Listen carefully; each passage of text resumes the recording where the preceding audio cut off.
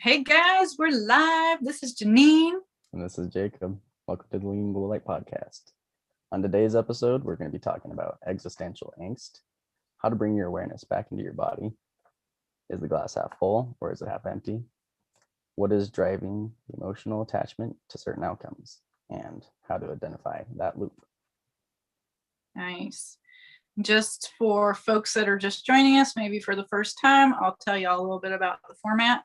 We do a 2-hour format. The first hour is Jacob and I discussing the topic. The second hour, we invite folks on, anybody who may have something to share, to come on live. You will be recorded, so keep that in mind. And Jacob, I think, is probably putting the Zoom link down in the live chat if anybody's interested. There is a waiting room. You will go to the waiting room, and for the second hour, we will let you come on when we are ready to open the floor up. So excited for that and all the chats. Also, if you guys like what we're doing, you can also connect with us on Instagram, on Discord. We have a new Discord that's very exciting, and we're also on Clubhouse. We host a couple of chats a week on Clubhouse, so you can connect with us there. And if you really like what we're doing and you want to support us, we also have a Patreon and a Ko-Fi account. So yay for that. So Jacob, how's the week been for you, buddy? Like, what's going on in Jacob land? Jacob land is really good. Right now I'm just going through emotions in a sense, but I'm also letting go of expectations for how things are going, because I'm just getting surprises every day. It's, a lot's coming to me, and I think we're gonna start channeling soon and getting more into that as well for connecting to whatever connections I have with Orion's nebula in particular. Interesting. Galactic connections coming up, huh? Is it coming up through the dream space too? Well, there was that one dream I was telling you about a while ago where I was sitting on that council with Orion. That's the only one I can think of. None really recently, but part of my soul cluster has been showing up in the dream space here and there. And that's always nice. That's cool. Mm-hmm. Yeah. I'm seeing things more often now, so that's been really fun. Like manifesting in 3D, huh? Oh yeah. That is cool. Yeah. And for how it's been rippling out in how I'm interacting with others and just trying to get on my feet, through this transitional period in my life, being 18, going out and job hunting or whatever. It's really fun. It's a lot more is coming to me, and letting go has been really fruitful in many ways as I can, and whatever it comes to integrate is really showing itself to me in a very clear, full view, and that's been fun as well. That is excellent. It's so nice when it just comes to you kind of gently and easily, and it's easy to integrate. That's amazing. I'm kind of jealous right now, I won't lie. I've had a rough day. Tell us about that. Been good opportunity to integrate very, very old patterns, like old karmic patterns, and I can identify those. So there are things that have showed up. I don't know, there's a post I saw last week about a mother wound and like having connections with women. And like thinking about the situation, it's just like, you know what? Yeah, there's something running that I am like bringing that experience to myself. What part of that is my responsibility? What part of it is their responsibility and what part of it is mine? It always gets complicated for me when I start engaging with other people. Like the inner work comes through other people, because I'm really good at doing it on my own in here. Like the stuff that comes up that's very yin, it's like it just comes up. I don't know where it comes from. I can process through that like nobody's business. But the yang stuff that comes from 3D at me is like, I get a little bit, I don't know, sideswiped by it or surprised by it, like blindsided, I guess would be a good one. So it was a little bit of that today.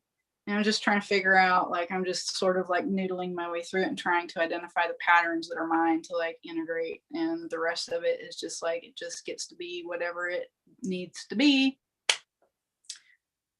And we'll leave it at that, because part of it is somebody else's choice as well, right? And you Mhm. have to respect their choice. They have the freedom to do that. And yeah, it's been a weird day, but I had acupuncture today, so I felt better after that. That I always need to helps. do it myself. Self-care goes a long way. It does. I know what you Yeah. mean by that reaction to that, like, yang energy.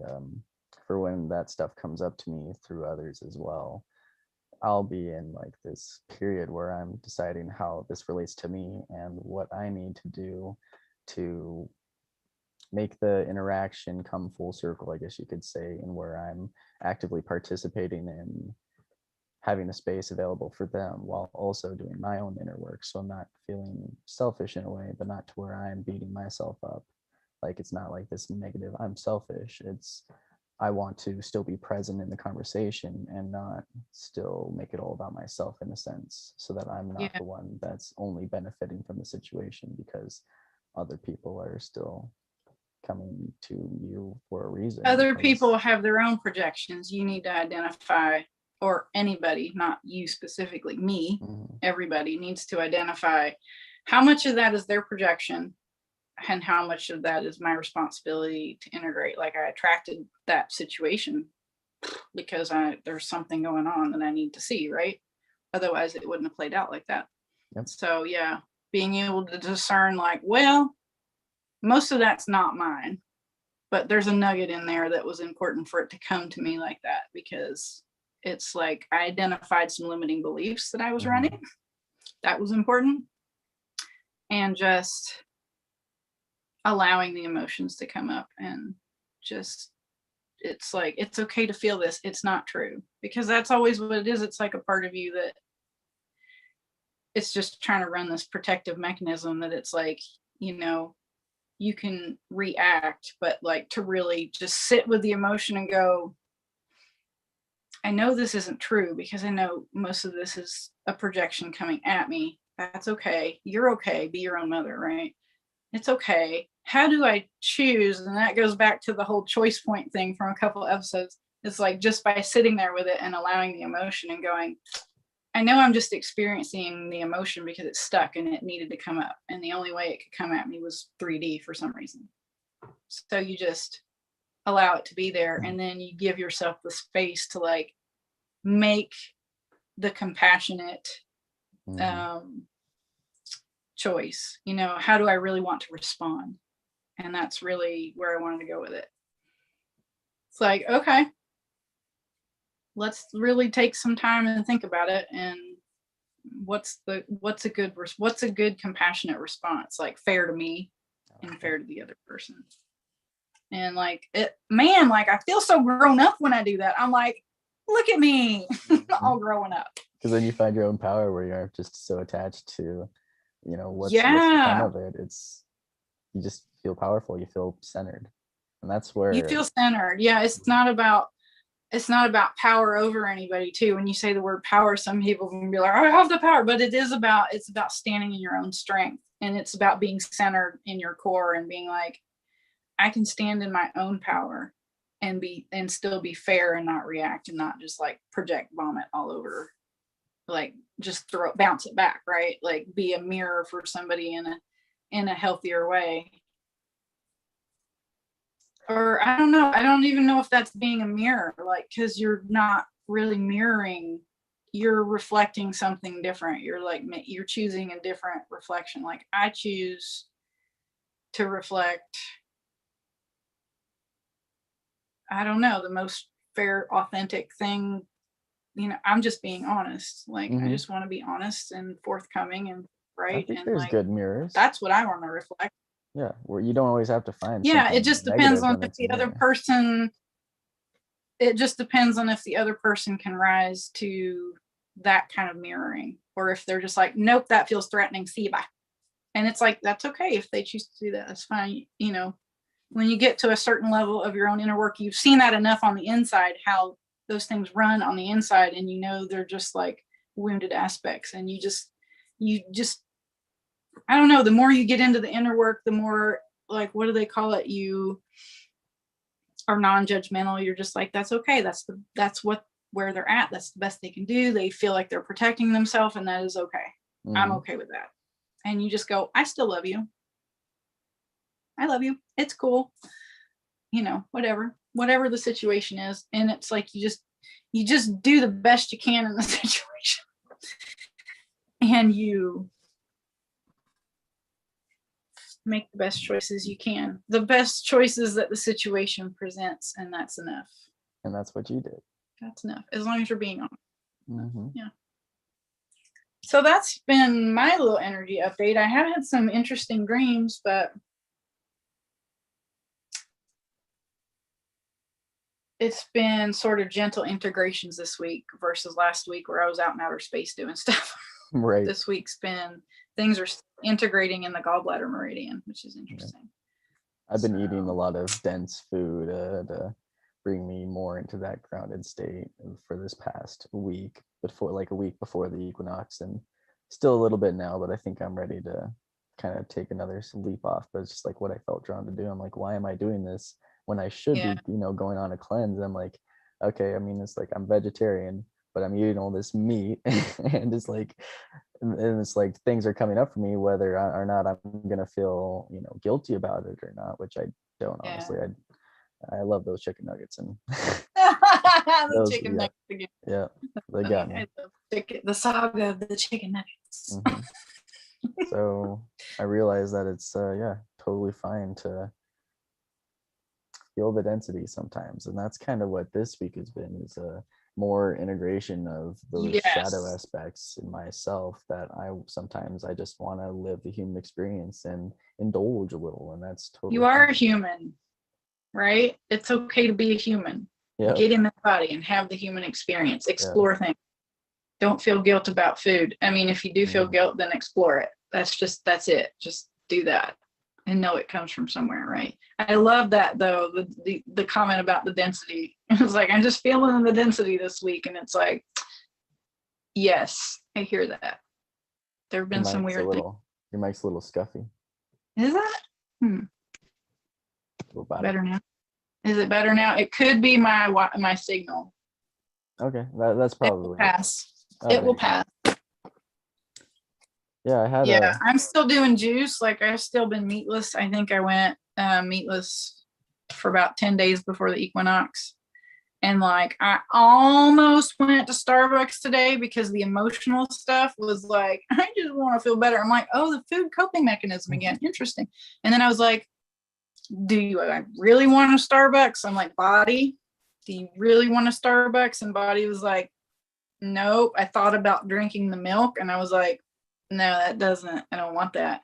So I was like, okay, where am I going that I can get something that's like Starbucks but healthy? And I ended up going to the health food store and getting a really good smoothie. Perfect. Yeah. So good compromise. Good job, Janine. You didn't, go on a food bender, or didn't resort to the old tactics. And I think that's really important too, is like, that was that old neural pattern trying to come up with like self-soothing with food. And it's like, you can do this a better way. So that was good. I was excited about that. I'm like, and it was easy to make the choice. It's like, I'm already going there. We'll just go there faster. So, and I think that's a really, really good connection to, like, at least for me personally, and what I've been dealing with in trying to hold these high vibes to achieve these certain things that I see myself needing to accomplish, to consider myself, riding those high waves, waves of, becoming more of a in tune light worker, I suppose, having that expectation that I need to have these certain requirements filled out, such as like, feeling my own power when I'm feeling in a higher state where I just feel like I'm floating, or bringing in today, that was bringing it into a grounded feeling while also, just like dancing. That was a good way to. Fun. Dancing was really nice, and normally I'll feel shivers and I'll get like energy downloads and stuff while I do it, but it's like the feeling was different while also staying in this grounded state, and it was really blissful. It felt wonderful. integrating some good stuff there. I love dancing and like shaking like old trauma out of muscles and muscles groups and things like that.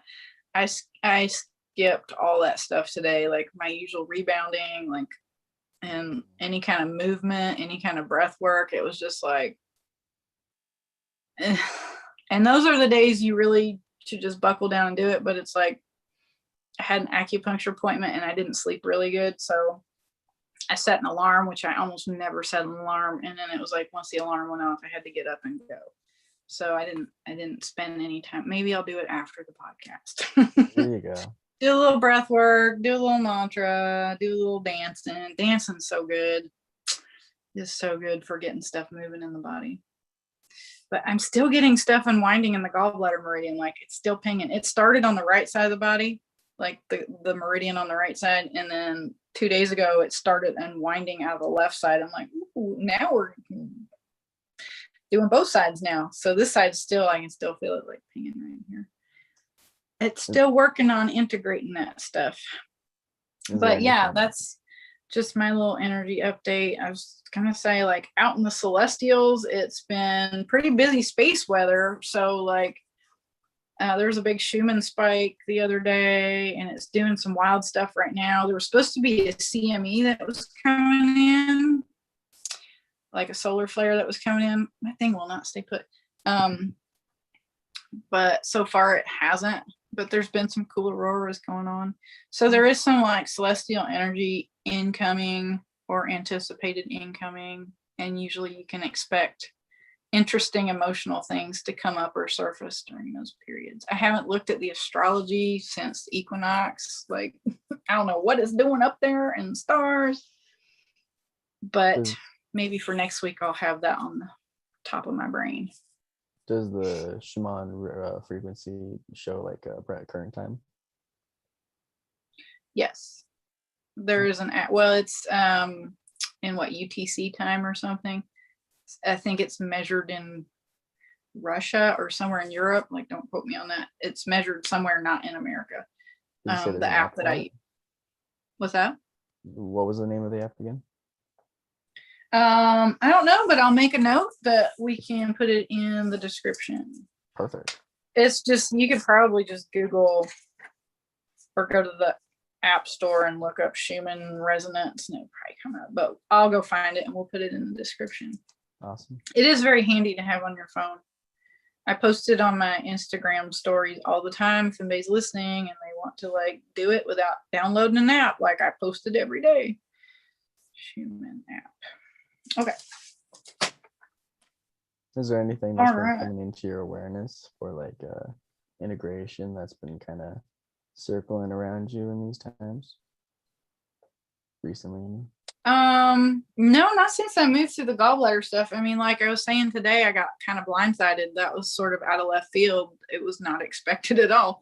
And previous to that was gallbladder. So talking to the acupuncturist today, she's like, oh yeah, well, that probably has to do with like, because gallbladder has to do with decision making, the energy of the gallbladder. And she's like, I can see how that's sort of like testing that at this point, or not testing it, but it's like you're getting the opportunity to expand, because look at how you're staying level-headed and like choosing to respond instead of like just fly off the handle and react. And I was like, interesting. So that was kind of an interesting sort of recognition that it's like all the stuff that's releasing out of the gallbladder is helping me to stay more centered and grounded and just be like, huh, look at that. Look at that. That happened. Okay. But yeah, that's kind of all that's been coming in. Right. I mean, that's enough. That's enough. That's enough to look at. And she said like stomach meridian plays into that too, like assimilating new experiences. So there was some aspect of like shock that was still kind of like a delayed reaction. So I'm still noodling into those. And I know it's connected to past lives things too, like patterns from past lives. Do you think that period processing between then is some other trauma that's like a coping mechanism to distance yourself, like emotional dissonance? Or do you think that's a positive? Like I'm unconsciously attracting people that will reject me? No, I meant like after you're feeling it through a certain situation and you don't quite you don't quite respond to it how you feel like you normally would. Like say you're just kind of distant from it, and it's like it hasn't really happened yet, and then you feel it later. No, I don't feel distant from it. I feel like empowered by, it's more of an empowered feeling. Like, look at how I'm standing in just like my own center and being like, I'm able to watch it without reacting. It's not like, that's the thing, is like becoming detached from the emotional stuff doesn't mean you don't have emotions. It means you can objectively separate from it and watch it and go, is this mine? Is this someone else's? And you can start sorting through what's true and what's not true. It took about half an hour before the emotional reaction kicked in. So it's like progress. Like I didn't fly off the handle as soon as it happened. It was just Okay. like, okay, it was a real delay, but it was still kind of, it surprised me. So that was probably what was delayed, is like, why did that happen? What's going on? That kind of thing.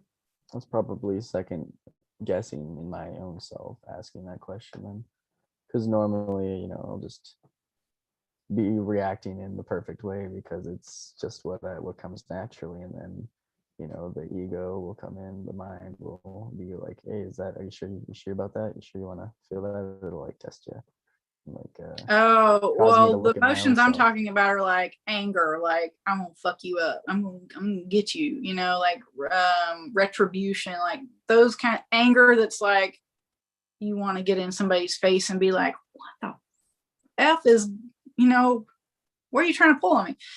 It's those kind of reactions. Like in high school, like I had a reaction like that to being broke up with because my boyfriend was cheating on me. Like the pattern goes back in many ways.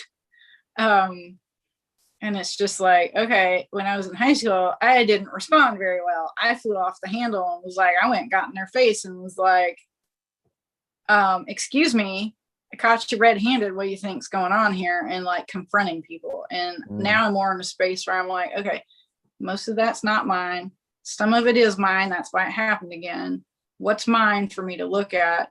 And I don't get emotional about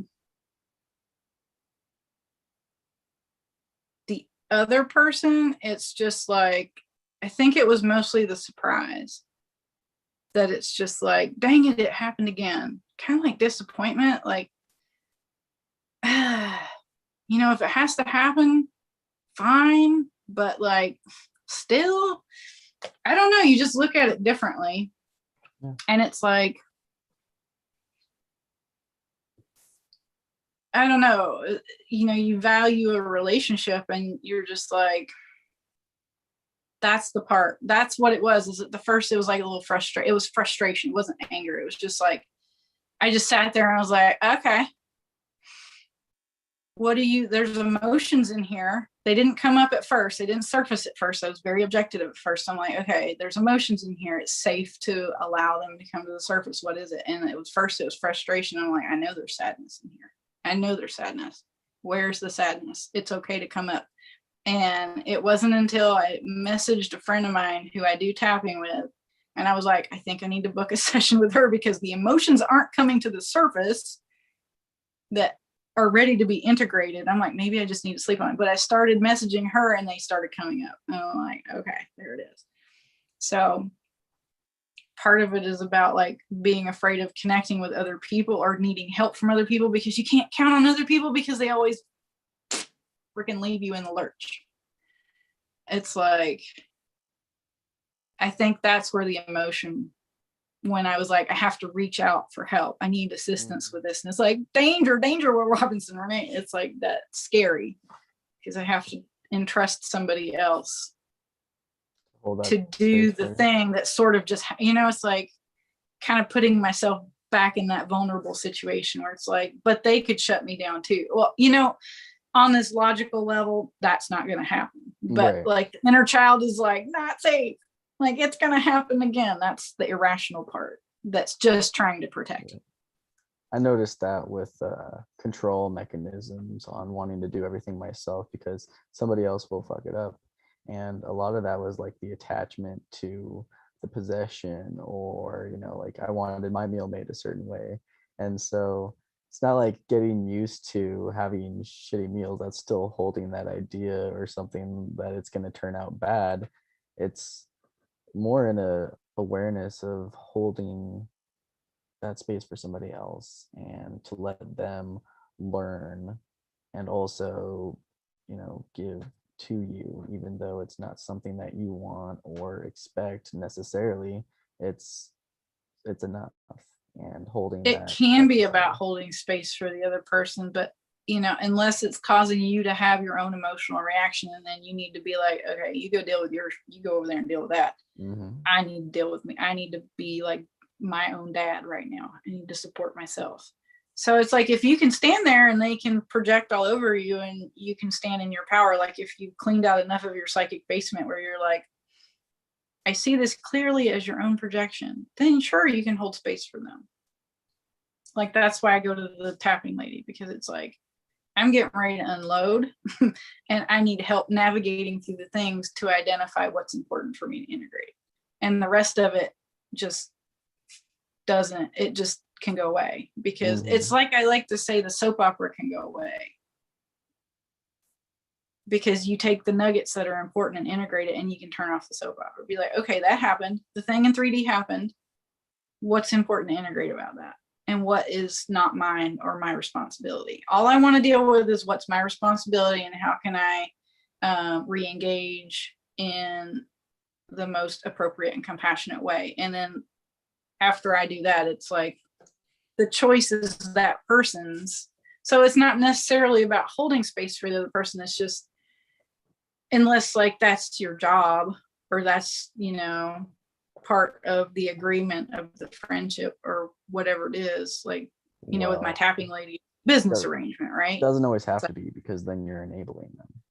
Then you aren't giving them that space to look at it themselves. And I think that in your situation, that's very good. For what me, do you mean by enabling them? Enabling them in what sense? Enabling them to do what? Because it's not my responsibility to help someone else grow up. It's like, I can say, I would like some clarification. That's fair. But if, it's not for me to like, it's not for anybody to go chasing after somebody being like, let me help you, because that's something that's running. That's like abandonment and codependency. That's like, I can help you. I can hold space in this way that we can fix this. And it's like, well, here's an offer. I guess what I mean is when you're pushing it onto others, then when what you're feeling is something that comes up and ripples out through the problem, the emotional attachment to what transpired, I suppose. Well, who's got the emotional attachment in the situation? Both parties. Okay. So it's my responsibility to integrate my emotional attachment for myself. If the other person can hold space for me and will come to the table, great. And if they can't, it's still my responsibility. And that's it. Because then they just unload their truck, and then they might, with the whole after effects. And that's where relating with other people gets complicated, because not everybody can come to the table at the same level. Right? You're like, I want to have a conscious conversation, and they might be so wounded that you're not going to be able to logically or observationally have that situation happen. So sometimes there's no point in coming back to the table. All you can do is be like, if you're willing, that's cool. If you even want to do that, right? Like, it might be a situation where like maybe you're reacting too much, and it's like, nope, I just need to go away from that. And that's fine. That's good too, because this is what's important. Like, identifying your own stuff and integrating your own stuff. And trust me, like, if you don't integrate everything, like, other situations will come up. It will come up more gently the next time, because you saw it clearly, right? So wanting to like do that is, I identify, like when you were saying, like, I can't remember how you phrased it, but I was like, it's an injustice wounding. because that's about perfectionism. Like, I want to make sure this gets done right or whatever. And like, I do that a lot. Like the perfectionism, the wanting things to be everything. Well, I'm also a Libra, so I want everything to be hunky dory. I want everybody to like me. It's a Libra fault. Like, yeah, it's tough. So then It's about balance. What you'd say for Yeah. recently, that's what's driving your emotional attachment, is that you said humiliation, was it? Or abandonment? The humiliation wound, like, what did I do wrong? I think we were talking pre-show, like that's what I identified through this encounter was like humiliation is running, abandonment is running, rejection, and possibly injustice. I kept feeling into betrayal, and I'm like, it doesn't feel like betrayal for me. I'm not really feeling, but which is a huge improvement because that was the thing I was running the most when I started my process was betrayal. So I'm like, I'm not feeling, because betrayal makes you want to control other people. And it's like, I don't want to control the other party. I just want to come back to the table and get clarification. And if they choose to meet me halfway, great. And if they don't, great. That's not controlling. I was like, and I'm not angry. I'm like, I'm just confused more than anything. I'm just like confused. So there was injustice running, and that's where I identified the mother wound. I'm like, there's something going on with chicks, like something weird, like angsty. They always seem to like take off or like leave on bad terms or whatever. And I'm just like, I don't know what happened. And I'm always in the position where I'm like, I don't know what happened. That's what's weird, is like, I didn't think I did anything, but can't ever get clarification on it. When it happened before a couple of years ago, it was very clear that there was betrayal also involved. So it's been an upgrade. It's like, I don't feel the betrayal now. I just feel some injustice, which is me like spinning out, like, how can I fix this? How can I fix this? I'm like, okay, don't worry about fixing it. Just look in here. The other one was rejection, is like, I just don't want to deal with this. Like, but then I was like, I'm not really running that, because it's like, no, I do want to come back to the table. I'll just do it in a way where it's like, it's just the offer's there. But yeah, the humiliation wound was like, what did I do wrong? Why am I bad? Why did I become the bad? It's about humiliation wound runs a program of guilt or shame. And guilt is I did something bad, and shame is I am bad. And it's coming back to shame. It's like, why am I bad? What did I do wrong? Like, there's not really any guilt because I know I didn't do anything wrong, right? Like, I haven't done anything. So there's like this big misunderstanding, but for me, it's like spiraling out with like, I want to fix this. And what did I do wrong? I'm like, but it's only halfway, because it's like, I can see there's projection going on from the other side. So I'm like, there's just miscommunication. So it's been an interesting like 12 hours. But the sadness, it's mostly like sadness at this point. Yes. So, and that's okay. Sadness is okay. Just hearing you talk about it is bringing up some stuff in my own self with projection and being the observer. Well, this will be perfect. Bringing it back to my own existential angst usually comes through when I'm interacting with somebody else, and I decide what they're projecting on to me and what it means to my role in the situation. And usually I don't know if I go too deep into it to where I relate it to why I'm here in a lot of ways, or why in this now moment. It all seems to correlate in a lot of ways to me feeling like I'm either reaching out or I'm trying to push away. And it's this very dualistic interaction with people. And hearing you talk about your friend and how they left you, I'm sitting here and feeling the compassion and wanting to hear what you are going through and give you that space to feel what you're feeling. because it has bothered you greatly, and it's something that's looping in your own traumas that's coming up for you to look at and to see. And in what part do I decide that I'm going to try and hold on to things like staying on topic, or relating it to the collective, or trying to make it come across a certain way to where it's not so personal, and like my own worries on in this situation for the podcast. And it's a beautiful thing, really, because that's my expectation. I'm holding on how it should be and how it's playing out.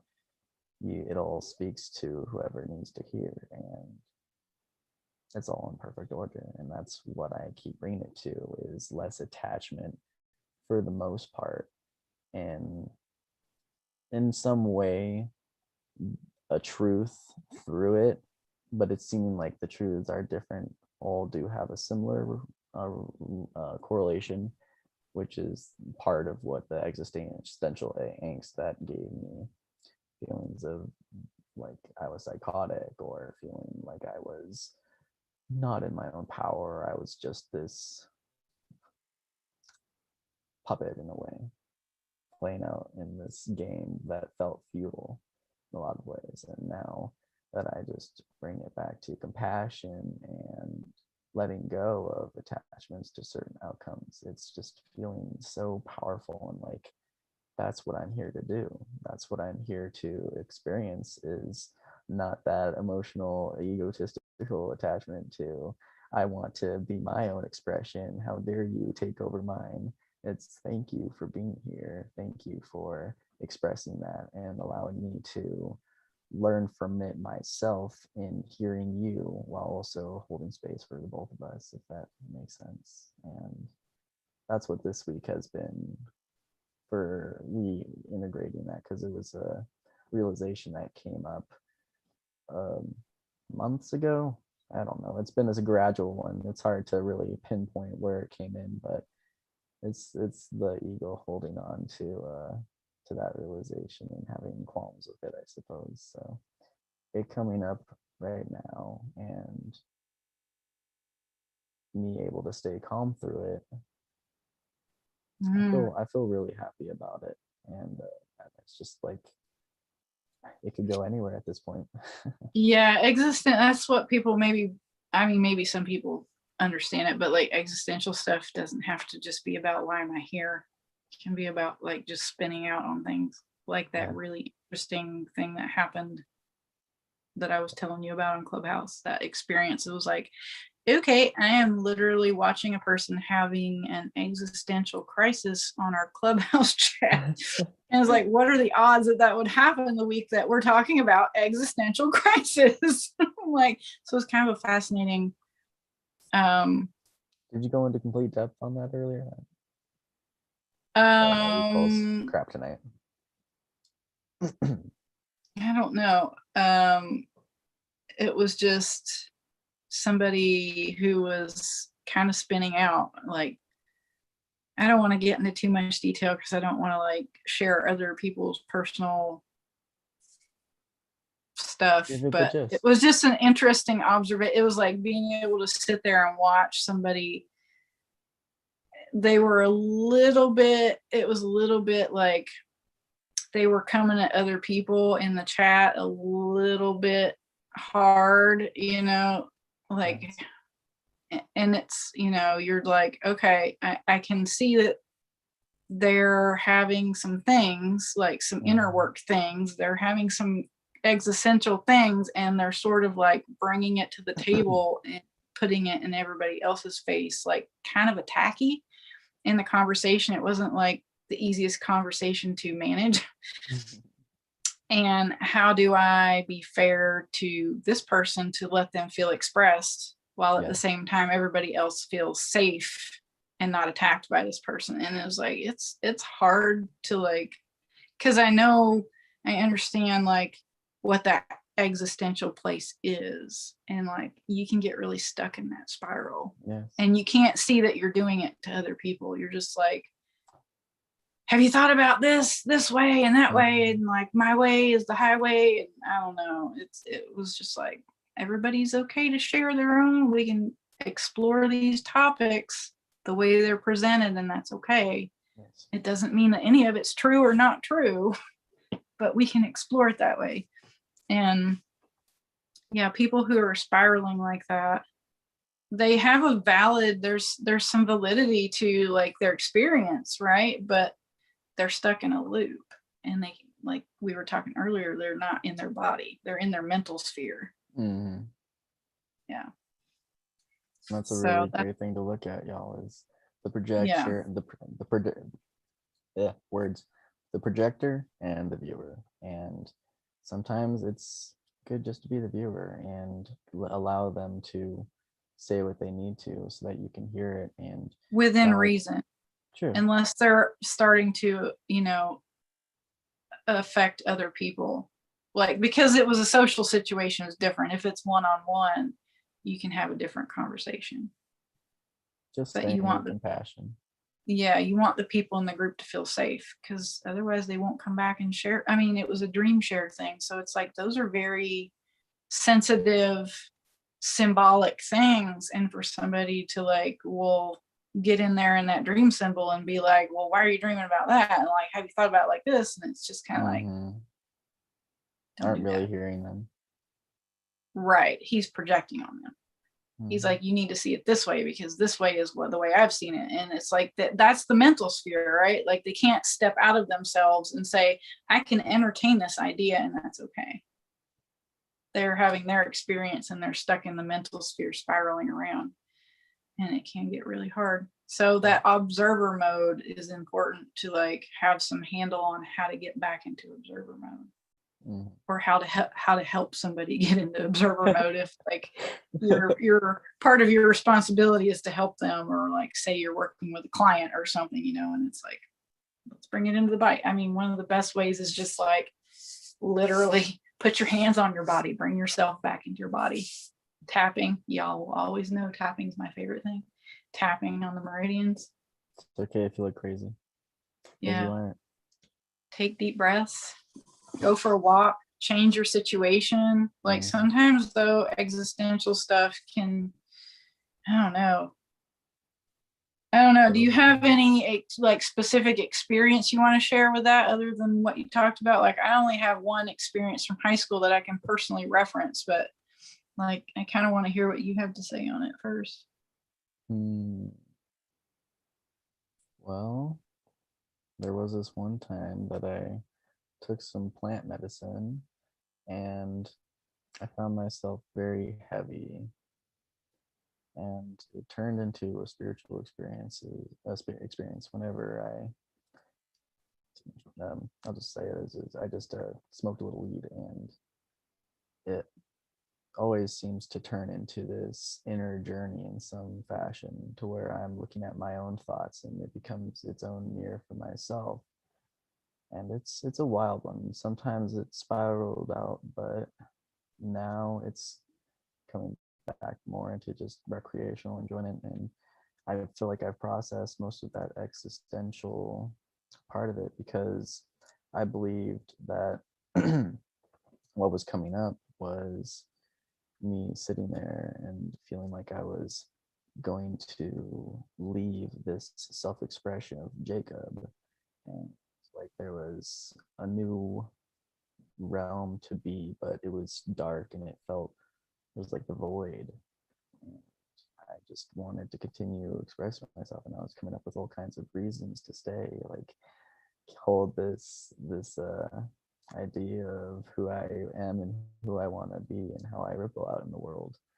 And it was just like, what about love? I'm staying here for love, because I thought I was like gonna die or something. Because like, you're convincing yourself in your head that it's like, this is the end. Ego death is like, it's like real death. It's like when you're confronted with that moment to where you feel like you can lose yourself and be okay with it. That's what's coming up right now for me gradually, is losing myself to be reborn. And right now I could care less.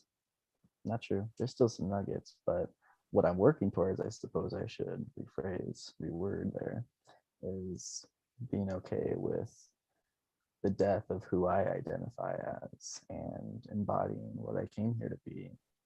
And I'm not quite ready yet, but it's gradual, and I'm seeing the effects in how everything's starting to come to me in numerous ways by not holding that attachment. And it's starting to come through to one of the ways that it speaks most powerful to me, which is conversations with others and how I affect another being on this level in this physical form, because our interactions with each other in this dimension carries with them forever. And it's such an important thing, not something to like be worried about or look at constantly, just when it comes into your awareness. And being the observer is a great way to do that. And for me, not trying to change them has been a great first step that I feel good about getting into, because it's been getting easier, and recognizing it is the first step. And yeah, I feel complete on it. Good Okay. deal. Yeah, the observer mode is important to get out of that existential headspace for sure, and just get regrounded. Yeah, the mental realm can be tricky. Like your thoughts are, you know, you need to be the master of the thoughts, not in a bad way or like a lording over it way, but it's like, yeah, crack the whip on those suckers. It's just like, you don't let them run you. You know, they're a tool. It's a part of being embodied. It has a purpose. Like, your mind is a very important tool. Your heart, and your mind like create your reality. So when your thoughts are running amok, it's like creating chaos ripples out in the quantum and existential stuff. Good Lord, I don't even know what that looks like in the quantum realm. It's probably like a giant tornado, like tearing up all kinds of stuff. It can be a hard headspace. My only experience with like the existential angst was in high school, when my best friend in high school, her grandmother passed away, and like I hadn't had any experience with death, and I was like maybe 17 or 16, and that was really my first experience with death. And like, it sent me into a tailspin. It sent me into the whole, why am I here? What is this death nonsense? This is terrible. Who thought this was a good idea? And just all kinds of fun things. And I stopped eating for 3 days because it was stressing me so bad, so stressed out, that it's just like, oh my God, it was like maybe the first time I realized like that's going to happen to me one day. Holy shit. Yeah. And just like seeing everybody sad and all the weirdness, just funerals are just not fun. They're just weird. It's a hard thing. Grieving is a hard thing. And I didn't understand any of it. I grew up kind of in an emotional vacuum. So emotions were sort of not really a thing. So when it all came in, it was just like a lot. And it took a while to like get out of the spiral. It's like, I think it took a lot of alone time to just sit with it. Like, I just sat with it, and I don't know, it just made me really sad. Like, that's where it took me. It was like this fear and sadness. It's like, death does not compute. And, at 17, I don't really clearly remember how I pulled myself out of it, but it wasn't like I didn't go medicate or drink or anything like that to make it better. It was just like, it eventually I think I just came to the point where it's like, I was like, well, it's not happening now, right? I'm not dead now. I'm not dying now. I'm like, just be here. That's what I guess would be the best advice, is like, just remember you're here now. You're not having the horrible experience now, or whatever it is you're afraid of. I think a lot of existential stuff would be like future fear, because it's anxiety related. Anticipation, for sure. Yeah, that's usually future fear. So just bring yourself back into the present moment. Do what they call, I guess, the 3 S's, where it's like, 3 things you see, 3 things you smell, 3 things you, I don't know. You're sense. killing me with that one. I like want to say it. I always forget the last S. There's 3 of them though. I'm looking One of them up. smell, see, and like touch. Maybe it's SST. I don't think so. I think it's the S's. But like touch parts of your body, touch a tree, touch grass, touch furniture. You know, look at 3 things. Like this is a technique they teach veterans that come back that have like panic attacks and PTSD when they start having anxiety. It's like focus on where you're at now, what you're smelling, what you're sensing. Urban Dictionary was not helpful. I don't think that's a technique. I'm not even gonna tell you. You don't want to know what they said in Urban Dictionary.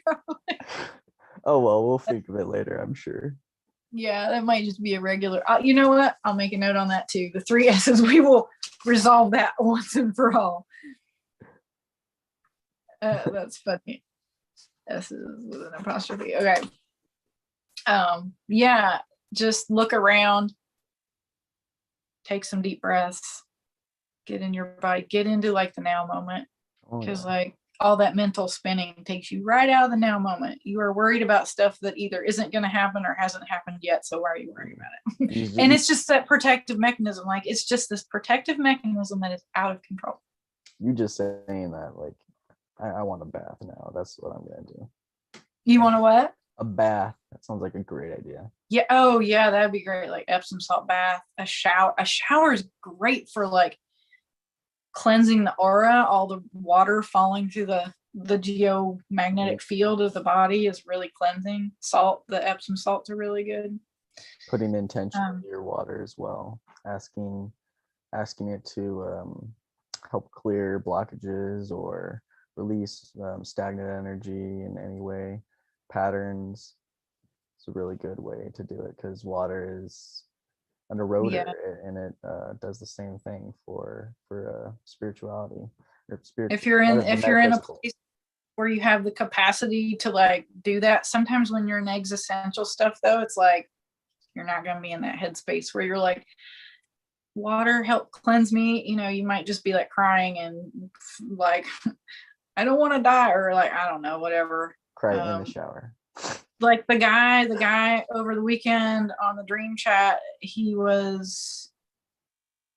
couldn't get a word in edgewise because he was so like anxious and like he needed to be heard. Mm-hmm. That was part of it, is like what he had experienced needed to be heard, and it just wasn't an appropriate way that he was doing it. So there could be some like inappropriate interactions. If you're on the other side of somebody with existential stuff, like you might notice that there might be some inappropriate interactions. Like you might not be able to reason with them or rationalize with them. And if you shut them down, they can go into a very severe withdrawal period. They get very defensive. Yeah, personally, I went through something like that where I just needed somebody to support me because it usually stems to the past where they aren't supported. And when you come from a place of genuine compassion, not from a space of judgment or like you need help, from a space of I see what you're running, I see what you need done, what you're begging for, basically, and acting out of alignment to this extent. Not to put labels on anybody here, but when they are coming to you like that, it's for a reason. It's for that to be transmuted and sometimes. Yes. Sometimes. Depending on your role in playing. It depends on how conscious they are of it. That's the thing, is like you're very conscious of it, right? Mm-hmm. You know that you need that support. You're like, I just need you to hold space. You know that. Some people don't know that. Like, you're right. They do. That's what they need. But like when they're acting inappropriately, sometimes you can't some compassion. Let them affect interactions with other people. Like that's a situation where I was in. It's like, I need to protect the group. This person's being inappropriate. How do I respond to this compassionately? But he doesn't feel like I'm shutting him down. Sometimes there's no other way to do it, where you're just like, thank you, moving on. Right? You just try and be nice, and you're like, I hear you. I feel like this is not conducive to the conversation. Thank you. We're moving on. What else can you do sometimes? Is that what you like? Your situation's a little different. Yeah, your situation's a little different because you're very aware of it's like, I know I'm spinning out and I just need somebody to hold space for me and let me do it. That's why I hire my tapping lady. Well, not usually in the moment for myself. Oh, interesting. Actually, yeah, because I mean, you'll get lost in it, and I haven't had one in a while though, so I don't know. I don't really think that's something that I do now. I don't. Do you Maybe get there's something panicky still at all? buried. Oh, absolutely, yeah. You Well, get all the senses panicky? heightened. For example, one of my family members, when they go through something similar, the heart will start really pumping really fast. You'll start shutting down. A good way to notice is your breathing. You're breathing, bringing your awareness back to your breath. If you aren't breathing, you need to take a chill mo pill. Like, yeah, that's one. Yeah, if you stop breathing, like if you're having the emotion and you're holding your breath, you're sticking that emotion in your body, like it's getting stuck. That's how emotions get stuck in the body, is like you're having intense emotion and you're not breathing. If you're having the intense emotion, like if you're very conscious of how to do this work, if you're having the emotion and panicking and you just start breathing, you will move through it in 90 seconds. That's as long, just stay with it for 90 seconds and it will start to shift. Panic's a hard one though. I will not lie. Panic is a hard one because it's a reaction and you just like want to run away until you run into a wall. Like your reptile brain just kicks in. You just do it. So breathe.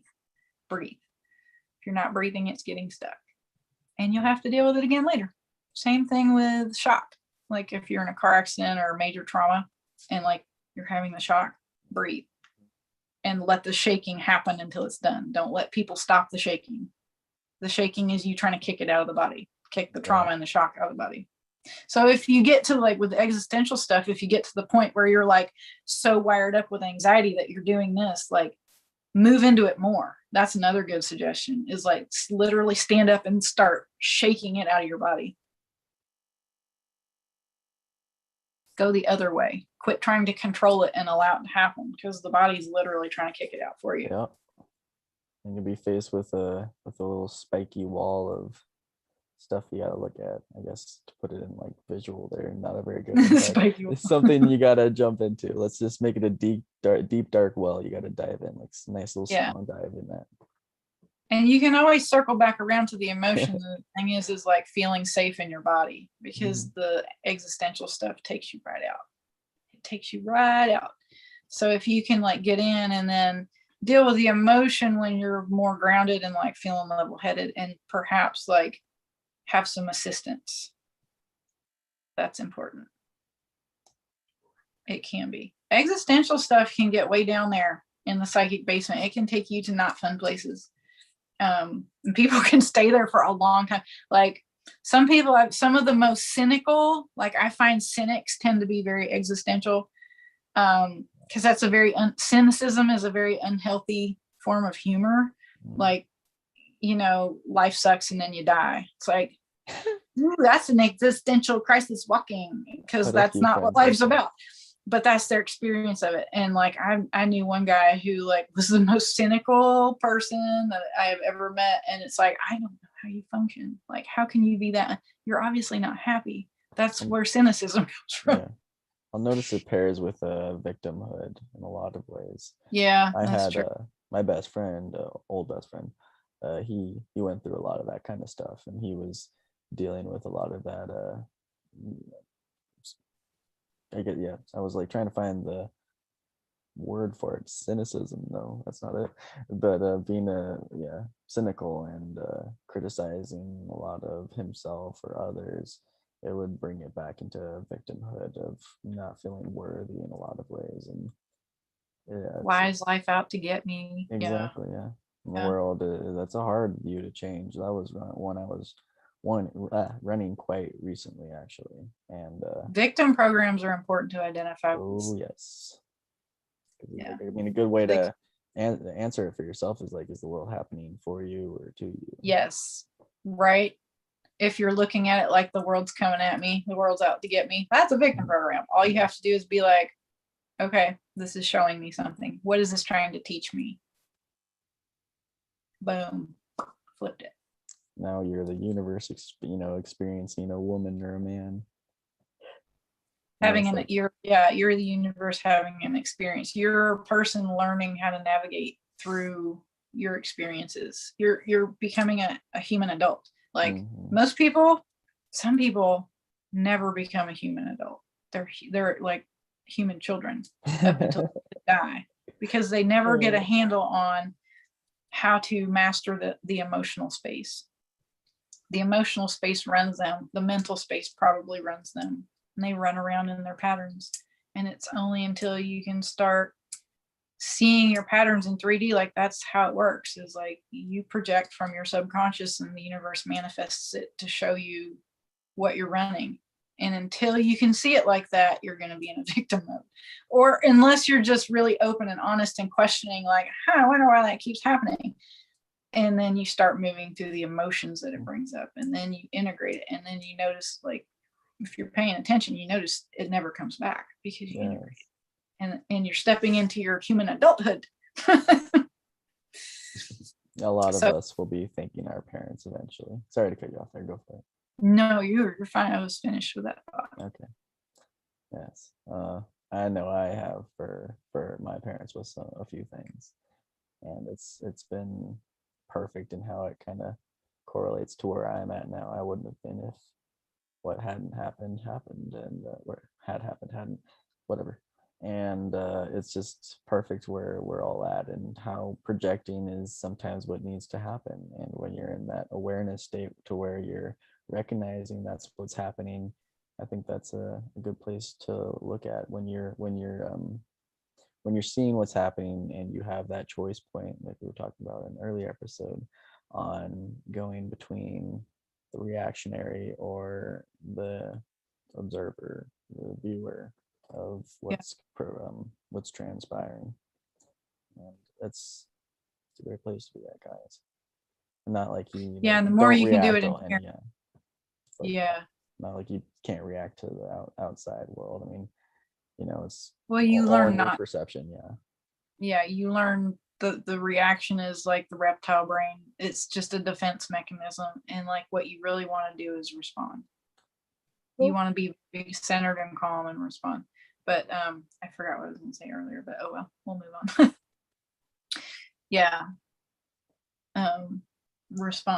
Respond. That's the part of growing up. And like some people are really good at it. Some people just do it naturally. And like that's what I was going to say, is like sometimes the projections need to come in 3D, because either you can't do it in here yet. Like if you can do it in here, it comes, everything outside just reflects how in alignment you are. And if you can do it in here, you can go through a lot faster, and it never has to get to the point where it needs to project because you already see it and you're already working on it from in here. It's when you don't see it that it needs to project. Like I'm saying, like you aren't aware that it's in your subconscious, or that you have a limiting belief or whatever. But on the other side of the coin, there's also like yang type things. Like I've noticed in my karmic work and integrating karmic stuff, like some of the things literally have to come from 3D, because there's karmic things attached to it. It's kind of like a soul contract thing. It feels like I keep exploring it and feeling into it. It's like, but I'm doing all the work in here. Why is there still stuff coming at me from 3D? And it's like, because there's either karmic ties with that kind of interaction that I need to consciously move through. Like I can't just process it in here. I actually need to experience it to make the choice to respond. Right. So there might be a tie that just, you need to just do it once and do it thoughtfully and responsibly and respectfully. And then the universe goes, usually it's Saturn. Saturn goes, check, good, learned that lesson, moving on, next thing. So do you still see it playing out in any ways, or is it just like a flip of a switch? You mean once you've integrated it? Yes.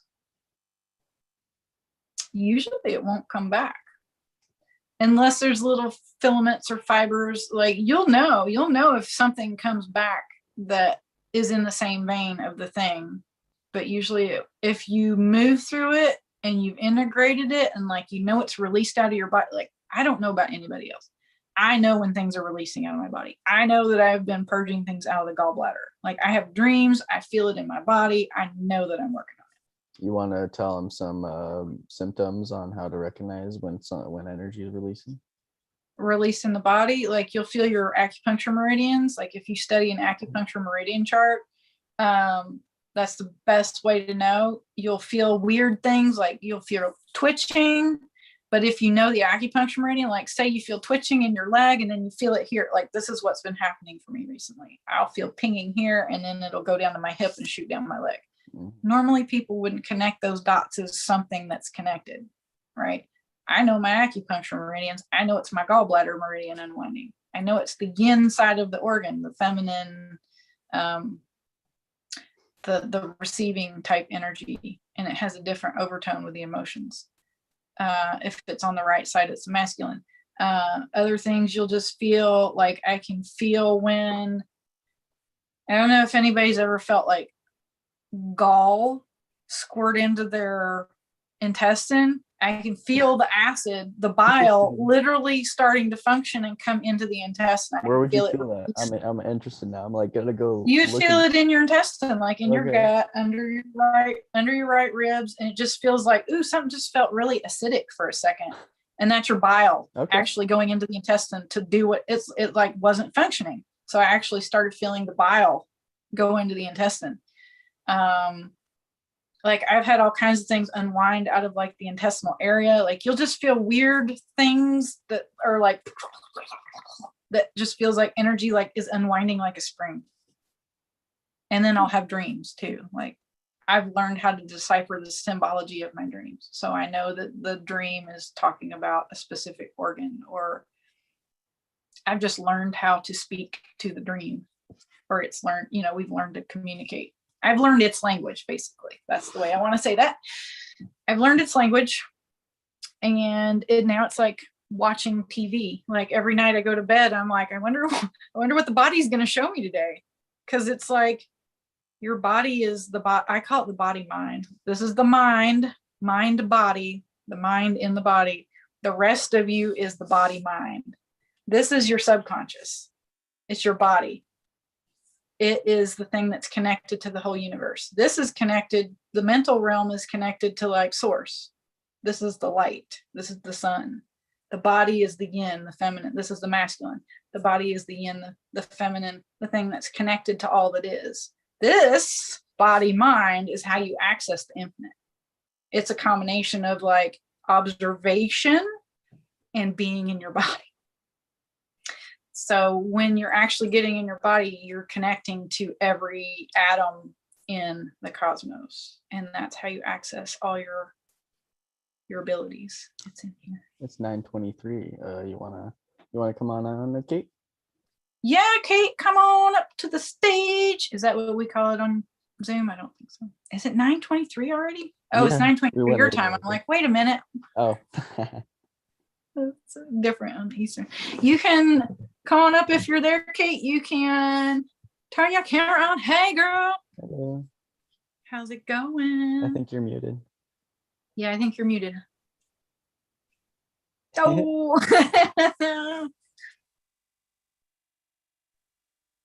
There she. Oh, yeah. Oh, there might be like a little headphones thing if you're on a cell phone and you tap your screen. There's like on my phone, there's a little speaker on the right.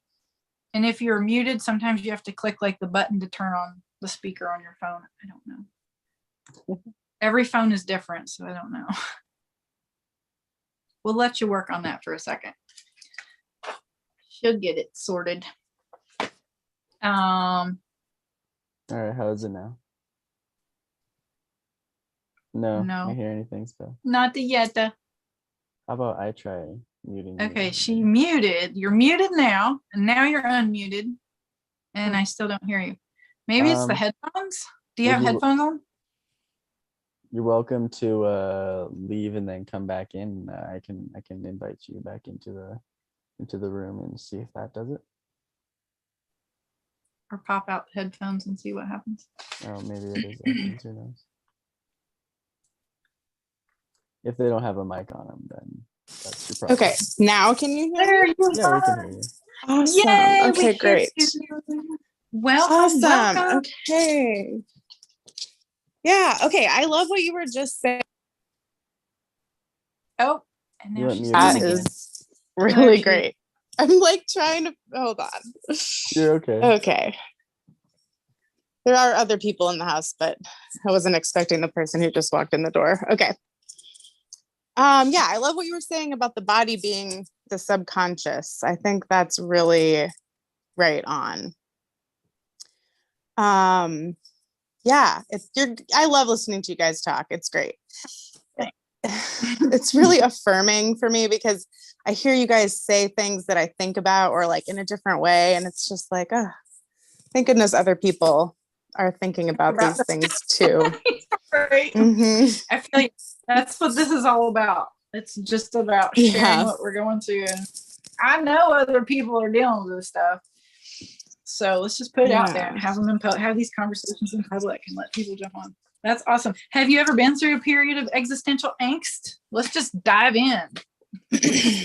I mean, yeah, like, I mean, so where to even begin? So I won't tell you my whole story, but like basically mine paralleled yours a little bit that you told earlier episodes about starting to kind of look deeper in around the eclipse in 2017. So I definitely had some events happen at that time that it definitely caused an existential crisis. And yeah, for sure. And since then, I've been going through a lot of changes and learning and a lot of personal work that really mirrors a lot of what you guys are talking about. So again, that's like really cool to know that there's more people out there. And then last year, last year, I don't know if it was an existential crisis. That was just like, that was like the universe moving me and forcing me to get into the position I was supposed to be in. Yeah. I think. And so now I'm just kind of like riding that wave and continuing to work on that. But yeah, I've definitely What been was there. the thing that helped you the most, like when you were having existential stuff coming up like around 2017? What helped you the most to get like regrounded? I mean, I've been working on that like this whole time. For me, it's about maintaining my physical comfort and like my nutrition and my sleep and everything. And that really helps me stay harmonious and not go there too much. And then like, because of that, like, so that all started in like the end of 2015. I totally changed my diet and really started to work on my health. So that was actually maybe like the first step in my awakening, was getting my health sorted out so that I could actually feel my feelings and they weren't all just mixed up with like having an upset stomach all the time or whatever, or having inflammation in my face. So like my cheeks were always rosy and so like how can I feel that embarrassment necessarily if my cheeks are always rosy? So getting that sorted out was really helpful. And then since then it's like what I've heard you guys talking about, of feeling those feelings and figuring out like what are the roots there and what does that connect to and what is this telling me about myself, because this is about me. And how much of it is mine, right? Is mine to even address? Is it somebody else's that a program got stamped on you as a child? You know, like, did you absorb stuff from the parent? Because there is such a thing as like absorbed emotional stuff. Like it just gets imprinted and it's not yours at all. It's not yours to deal with. Right. All you need to do is see it and be like, goodbye. No more. Mm-hmm. Yeah. Yeah. And so I just feel like I've been working through all of that slowly over the last few years. And there's definitely been some things that helped with some specific ones. Like you guys earlier mentioned, like moving and shaking out the feelings and moving the feelings out physically. And I think that's so important and good to do. And I learned that by going to a retreat in the end of 2019 that my friend organized. And they had this really awesome session that they did with us where they taught us some specific movements for moving specific feelings. And then share. That sounds amazing. I mean, so like for grief, you like kneel.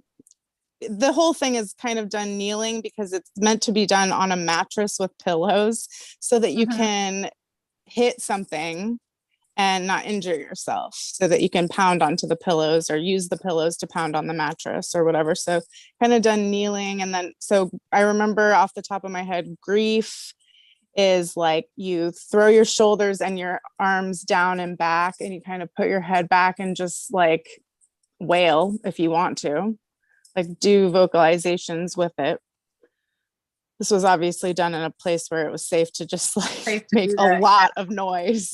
And yeah, that is important. Oh, moving it through the throat is so important. Yeah. Vocalizing, wailing, yelling. Yeah, but and safely so that you don't injure your vocal cords, because you can easily. So you have to find that sweet spot of where you can like wail and really let it out, but like not be screaming and like hurting yourself. In my opinion, I'm a speech therapist, so that's my professional opinion. Watch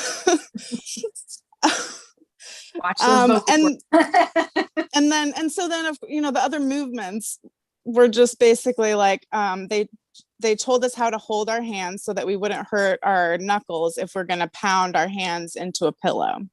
And so you don't want to interlace your fingers, basically. Okay. And so it's just basic movements that you would do if you were throwing a tantrum, basically. So you just do it in get into the thing that you would be doing if you were fully expressing the emotion. That makes sense. Yeah.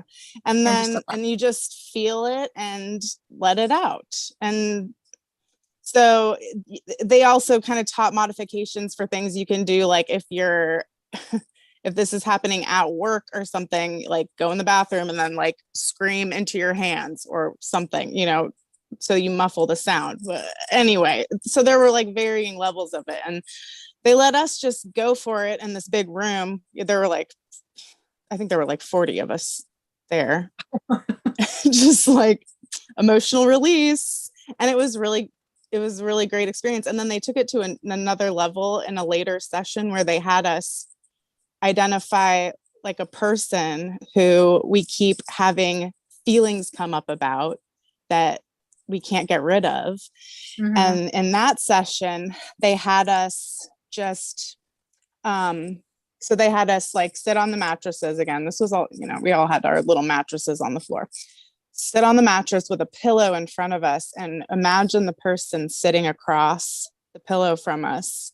And then you just play both parts of the conversation. So you be you and you tell the person what you would say, and then you be them and have them tell you the response you think they would say. And then you just keep going and you talk it through and like use the emotional release movements if you want to, if you're feeling like really big emotions during that. And this worked for me. I had this one acquaintance who did something to a friend of mine and I just could not let go of it.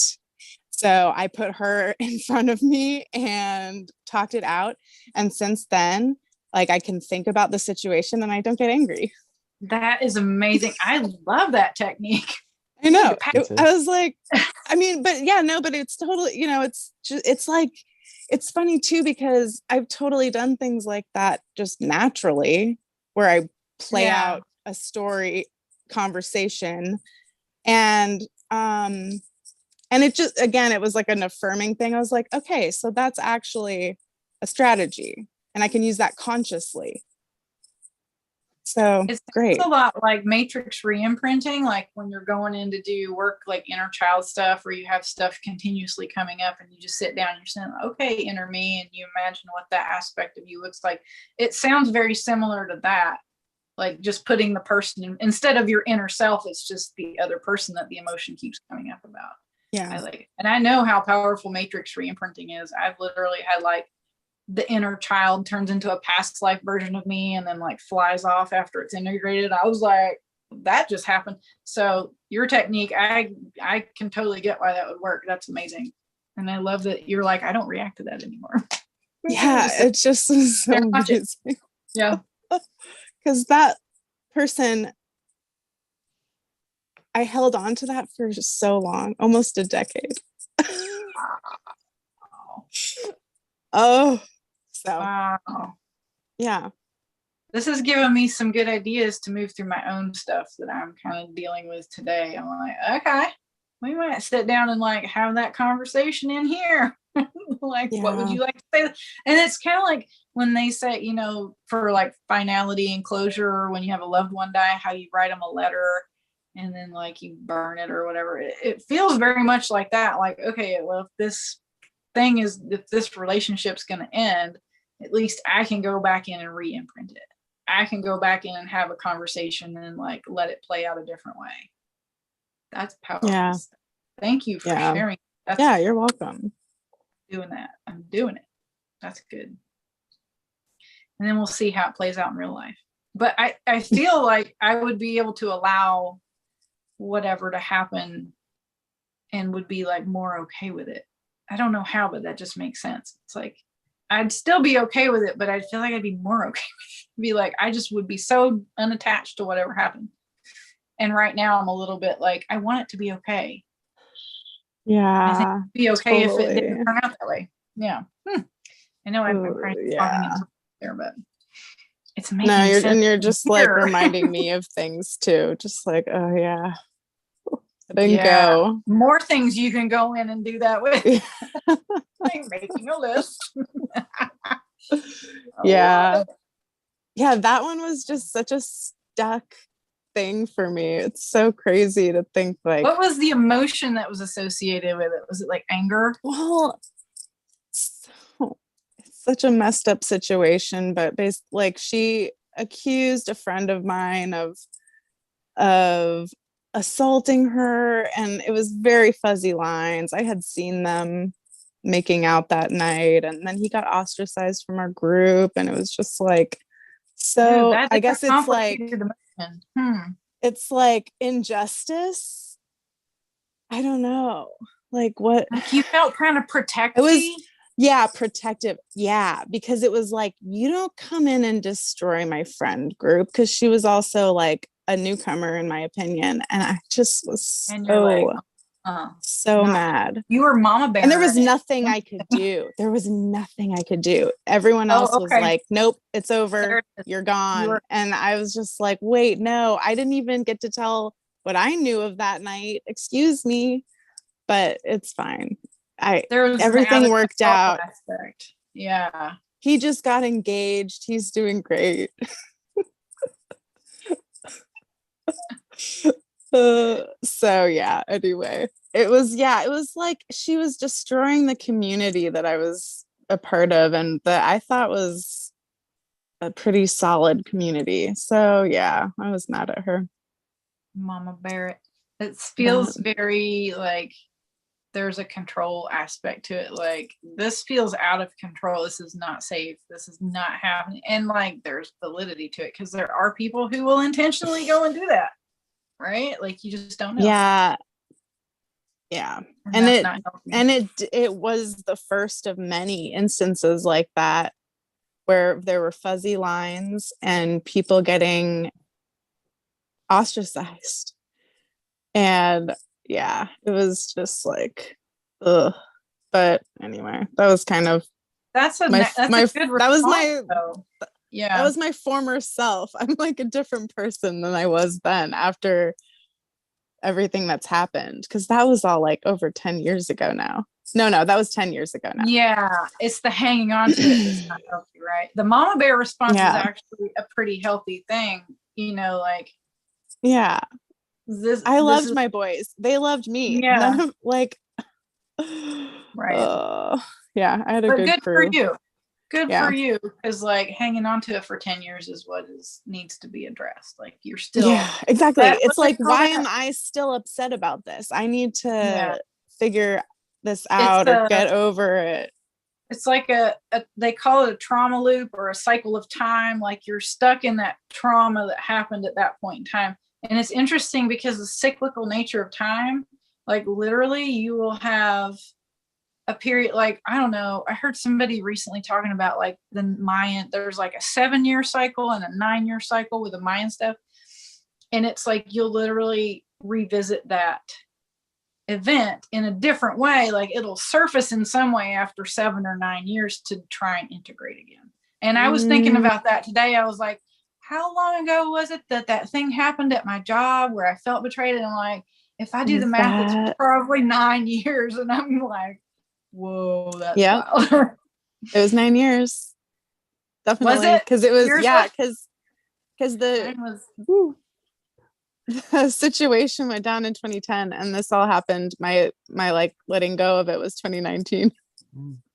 That's funny. Mine was like, when did I move back to Lexington? Like either 2012 or 2013. So I'm like, it's gonna be close to 9 years.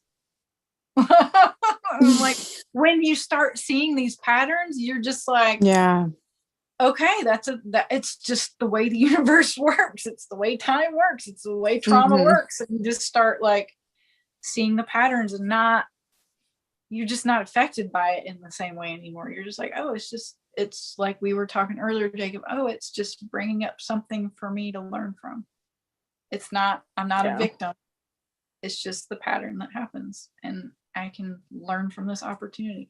That's the way I look at everything now. It's hard to unsee it once you've seen it. Like that's the way you see everything once you get to that point. And it's a good place to be. It's healthier for sure. Like you feel less dysfunctional. Yeah, I think so. Yeah. Yeah. What about the rest of our points, Jacob? Like, is there anything, what else are we going to talk about?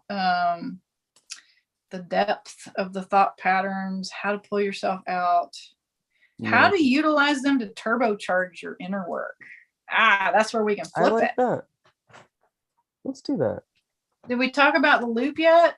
Identifying. I think we've already covered that by talking about how you just expressing what was going on with Kate's cyclical timeline for going through that traumatic event of losing your friend group, and talking about earlier for what I was having to look at in my own self. I think we've covered that. Yeah, I'd say like I wouldn't put it in just asking the question, is a glass half full or is it half empty? It's so broad.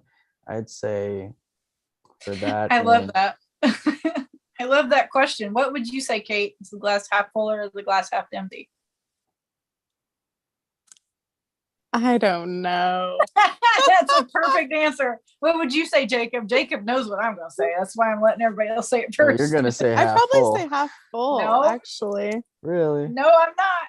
I'm going to say the water is contained in a glass. Oh gosh. I forgot. There is water in the glass. There is water in the glass. I guess it's up to us to determine whether or not it's gonna get, there if it's less of it or more. Contained by a unit of something. Yeah, I was like, I take the stance of just neutral consciousness. There's water in the glass. There is 200 milliliters of water in the glass. Yeah, exactly. See, I'm more of a neutral. Yes. I think that's how you know when you're getting out of that the spiral is like, that's the existential crisis in a nutshell. Is it half full or is it half empty? It's neither. It just has water in it. Yeah. Yeah. It's both. It's neither. Then you're quantum. It's both. It's neither. I don't need to call you. Yeah. It is both and neither, I guess. Do you think that neutrality is linked to that event that happened in any way, Kate?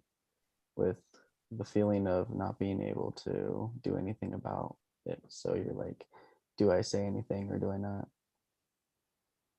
Oh, I wanted to say things. I was mad when I heard about everything later. Like people had already decided. They already talked about it and decided what happened. And I was so pissed that I had not been included in the conversation. And I told people, and for a long time would tell people if it came up, like exactly what I thought about it.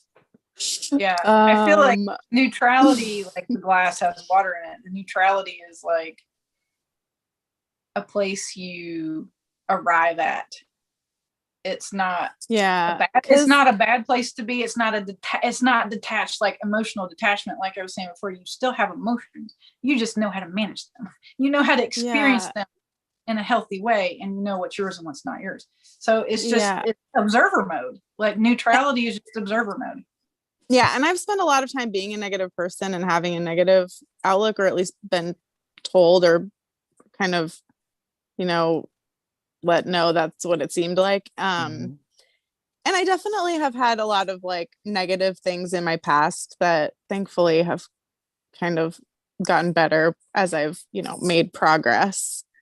But then there's this push for positivity that I have felt for my whole life of like, just be positive, just put a smile on your face. And I've had some experiences with toxic positivity, in my opinion, that, so like I strive for neutral, and like, instead of like sad or happy, I'm going for content, because I think that's a pretty neutral place to be. Content is on the happy side of the spectrum for sure, but it's close to like neutral, I think. Peaceful and serene. Peaceful. And I want to flow. I just want to like, not have like big swings. Right. I agree. Because I do believe that if you're going to have like a big, happy, positive swing, it does get balanced the other way. So it's a pendulum effect. Yeah. Yeah. Be calm, joy. I don't know. Then again, it's like, but yeah. Joy. Okay. Sorry. Your body. Say that again, Jacob. How do you, I was asking Kate, how do you bring it back, your awareness back into your like body to recognize if you're in that neutral state of contentness? Kind of like body scan to just feel like, am I feeling emotions right now?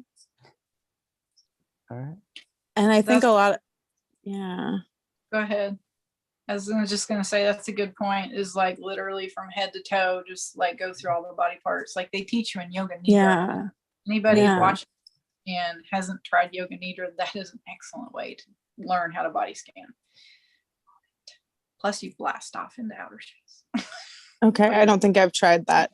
I know Yoga that Nidra? I've definitely done things where I've had people guide through, like literally your whole body to feel it. So that's definitely what I'm relating that to. We'll link one in the description. Okay. That's a good one. Yoga Nidra. It's, if you can do it in person with somebody, it's the best. Like somebody's really good at it. Okay. Or there's YouTube's. I think I have one that I did a while back. I don't know where I put it on Instagram, but there's probably better ones on YouTube. There's probably people who have better voices, because the voice is very important. I agree. Soothing, calm voice. And I don't have the most soothing, calm voice. I'm too excitable. All right. Yoga Nidra. Having all these good techniques to like get back into yourself.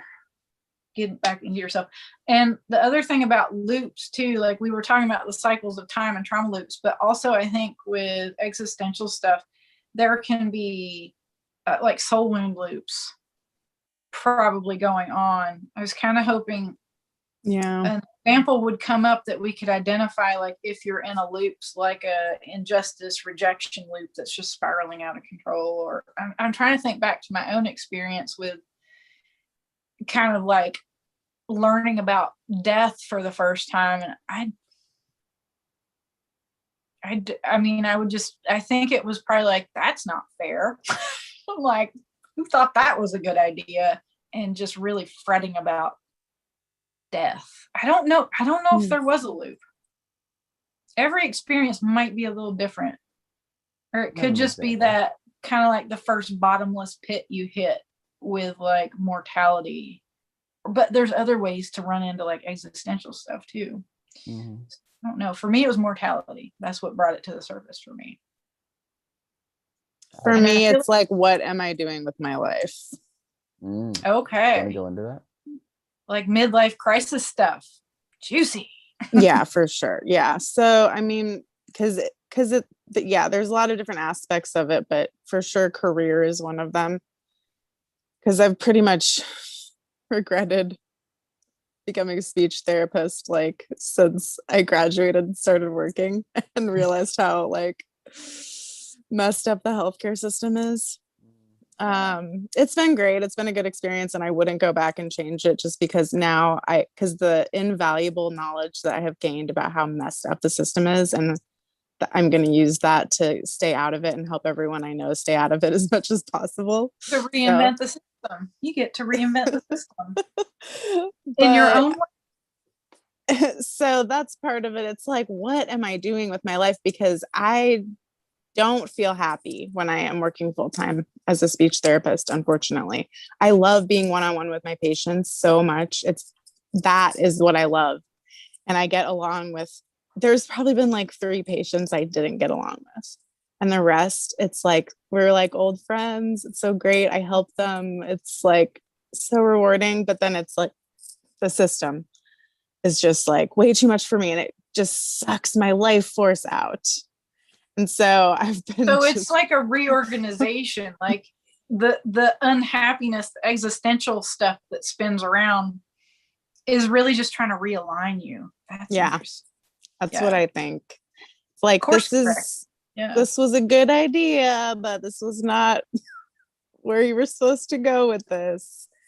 I think, and you helped me find my nodes on my sidereal chart. And so that has been so interesting to relate to my whole life, because I really think it fits. My north node is Taurus and my south node was in Ophiuchus. And so it's like I have all this great experience and like background in like psychology and like spiritual stuff. But in this life, I'm supposed to like, sure, take that and use it.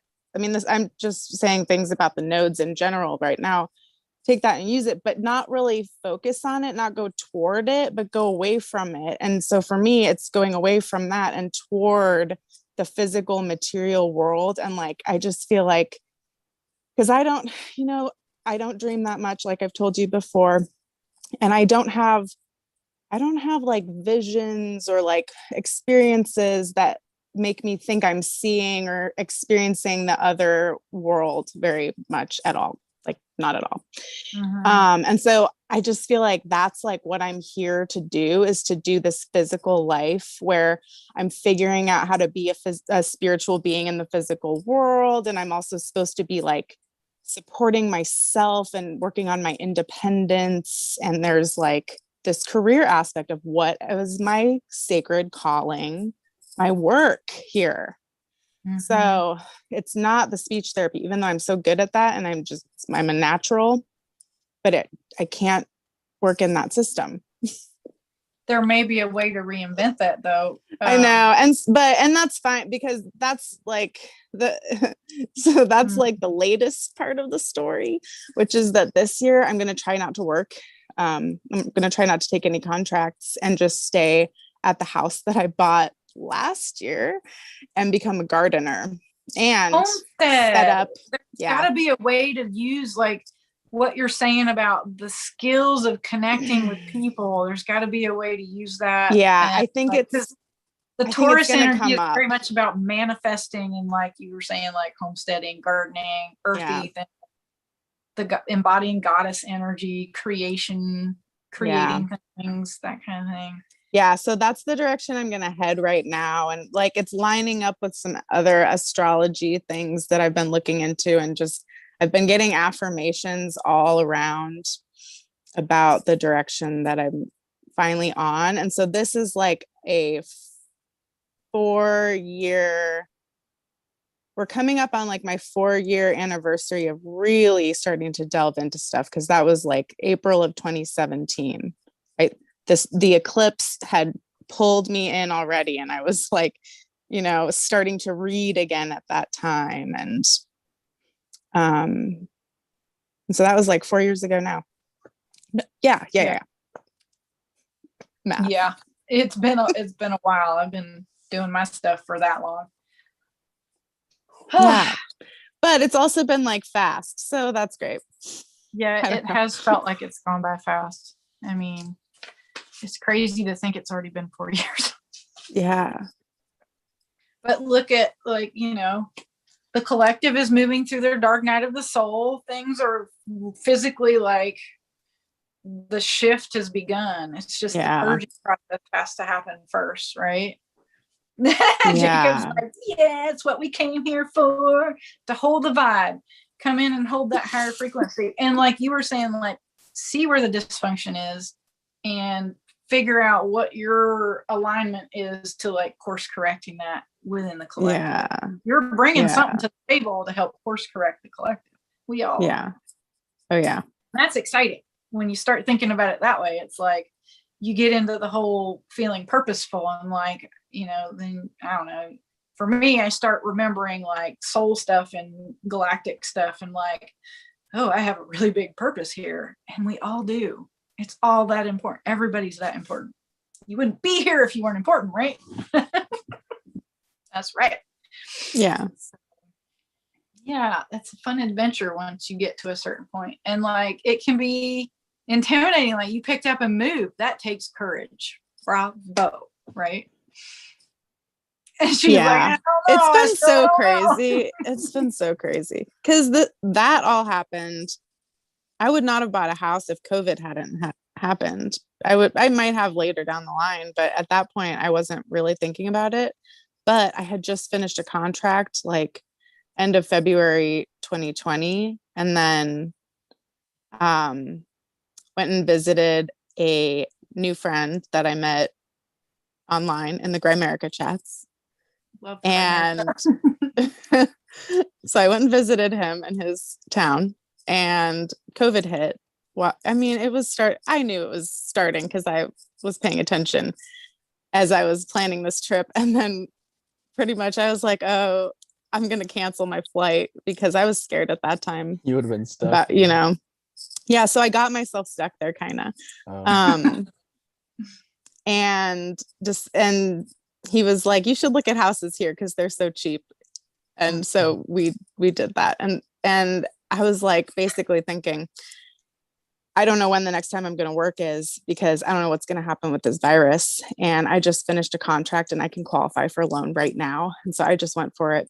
And it was a good choice. It was a crazy manic choice that most of my friends and family did not understand. Yeah. But it was the right choice. Awesome. I love synchronicity. And that's when, you know, like the thing that feels scary, but you're like, this is all kind of weirdly happening all at the time that I'm just going to do it. And you just start trusting the instinct, the intuition, not instinct. Instinct is animal nature. You start trusting intuition and trusting like, okay, this all happened. I got stuck here for a reason. There's a reason I'm supposed to be here. And just looking at the opportunity it brings, and like, it shifts things. Embrace the weirdness. Right? That's my advice. Things seem uncannily weird. Definitely. I mean, the only way I can really think of it is that it was like a universal course correct. It was like, okay, girl, sorry, you gave it your best shot, but you need some help. I love, because you're not in the right spot. I love the phrasing that you're using too, is like, there's these contracts that I don't want to renew. And I'm like, keep talking, because I'm like, I'm hearing soul contracts, right? Like, I hear it on a different level. I'm hearing the echo of like the matrix, kind of like your projections in 3D are literally other things, other layers, other levels of things that are happening. And like, that's how I've learned to read stuff, is like, she says, I've got contracts that I don't want to like continue on with. And it's like, good job. I like You're that. literally, the choices you're making in 3D are also reflecting on that higher level where we're talking soul contracts. So Yeah, exactly. So yeah. Good on you. Well, heck yeah, good is on there you. anything else? Takes some bravery. It takes balls to do that. Or like some people say, it takes ovaries. It takes ovaries to do that. Ovary up. No, I watched some show on Netflix that said that. Just thought I'd throw that out there. What else? Diving into the emotional attachment to the outcome. Did we kind of touch on that? Like being attached to the outcome of like what you're obsessing about, or being in. Would you like to share anything on that, Kate? Do you have anything you'd like to share on that? I try not to be attached. Yeah, I try not to be attached to the outcome because, yeah, again, it's like, well, so the way I came to that is more of like through expectations. And I just over time noticed that if my expectations are too high and they're not met, then I feel that like, oh, attachment like come through. And so, yeah, it's like I just kind of have to consider possible outcomes and know that I'm going to be okay no matter what happens, I guess, and just that's it. Try Whatever not happens, to there's a negative with. Ooh, and then this is like another thing that has been like noodling around, to use your phrase, because anyway, so cute. I've never said that before, but anyway, noodling around in my brain. It was pretty good. Felt good. Of like one reason not to be attached to outcomes is that it may not matter what we do.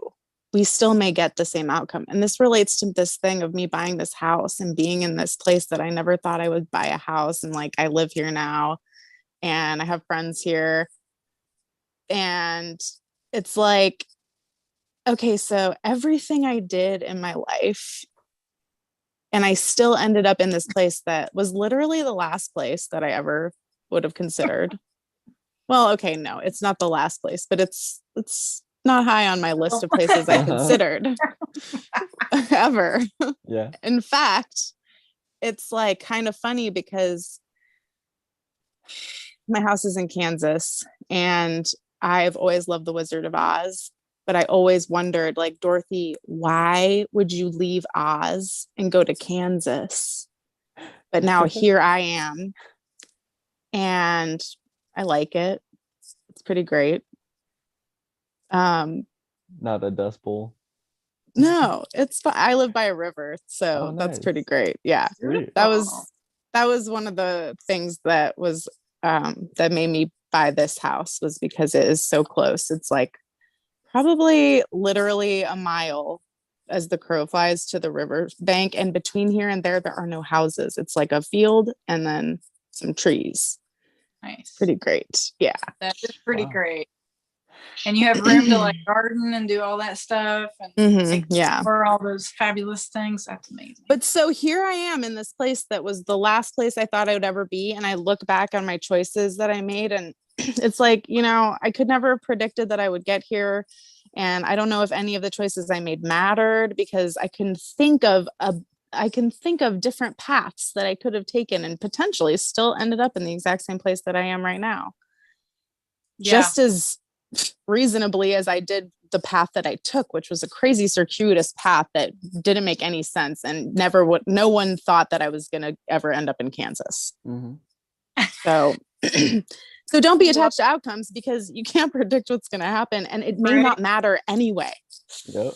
I know that's like the destiny thing, but it's like, I don't know. No, I mean, it's like the more consciousness you bring to each choice point, the faster you align to like the place you're supposed to be. Like, you're always where you're supposed to be, but like you course correct faster if you're just like, well, I feel that the ego doesn't like this, but why is that? Like, what would be wrong with going to Kansas? And you just try it. And then you end up there and you're like, this is the greatest thing that ever happened. And the universe is like, I know. Right? Yeah.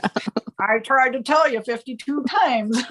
So yeah, just like when universe is throwing that kind of stuff at you, is to just not be in the ego about it. Like if there's resistance, like notice it, but just notice it and just be like, I'm going to try it. I'm going to try it because I'm noticing the resistance. That's usually what I do now, is like, part of me doesn't want to do that. Let's turn around and go do it. Exactly. Because there's probably something in there that I Yeah. need to go do. That's why something is resisting it. Something's just trying to protect me. And it's like, let's go show it that there's nothing to be afraid of. That's it. Yeah. I mean, the worst thing that people think could possibly happen is you die. And it's like the body dies. The self doesn't die. It just doesn't know how to separate from the body. Like it doesn't remember that it can do that, except for people who astral travel. And then they're like, they're not scared of death because they know how to get out of the body. They know the process is going to happen. So once you remove the thing about death that is like a self-protective thing in the body, once you can manage that and understand that, it's like all bets are off. It's like, I'm going wherever the universe is calling me, because that's why I'm here. What else am I? And that, I mean, I really feel like gets you out of existential stuff. I think that's the most reason people get in existential stuff anyway, is like they're worried about death or the future, and the future is always about death. Right? You're always going to die in the future. So that might go to abandonment, because death, now we're getting into some interesting little weird loops. Death or change is always about the abandonment wound. So existential stuff, if it's mostly focused on death or just like anxiety, future type thing, it might be like sort of an abandonment type thing. I mean, I can see that, because like you're here and you don't know how to get back. You don't even know where you came from. That's abandonment, right? Like, I feel like I got dropped off here and I don't know what the fuck this even is. Like, if we're all being really honest with each other. Seriously. Like, I don't know how I got here. I don't remember in this brain. Exactly. I have a bunch of stories of how it might have happened, but don't we all? Yeah. So that was an interesting little refining moment. Like, abandonment is existential stuff. There could be other aspects too, but like, I'm feeling that pretty hardcore. I have to think about that later tonight. Hopefully not existentially.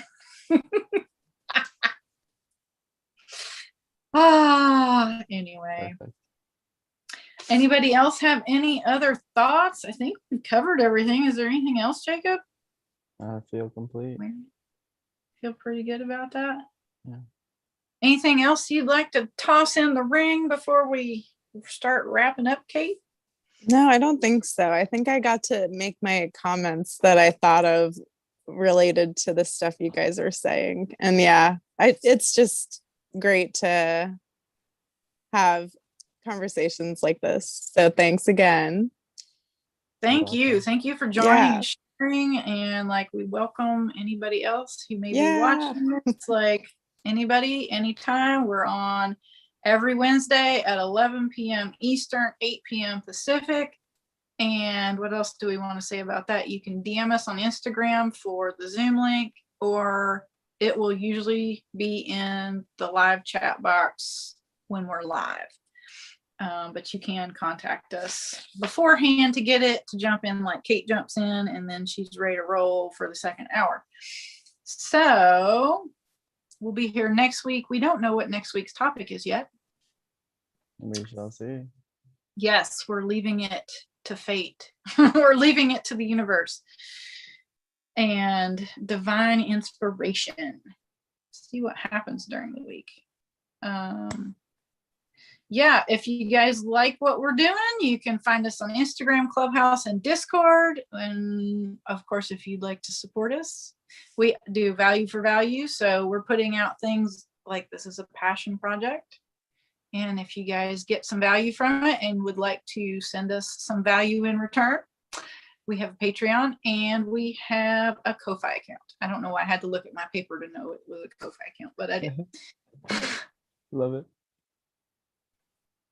Love it. End it off on Anything the Pluto? else? Oh yes, energy bar. You guys, I got a new phone and now Zoom picks up everything. So we'll let it ring for a little while, but it'll ring for like 2 minutes. So everybody, thank you for being here tonight. Jacob and I and Kate. I'm sure Kate appreciates you being here too. We appreciate Kate. And take a deep breath. And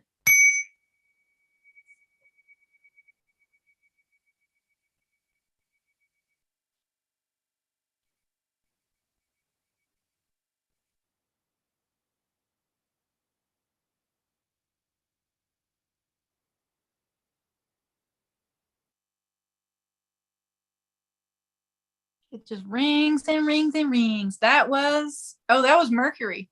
Oops. Just a quickie with Neptune. We picked Neptune. Oh, No, let's we get picked two going. Pluto. This was Pluto. I think it's in the wrong box. Totally fine. Let's ring another. It sounds just like Mercury. Okay. Having too much fun with that. You guys, we will see you next week. Thank you for being here. Alrighty.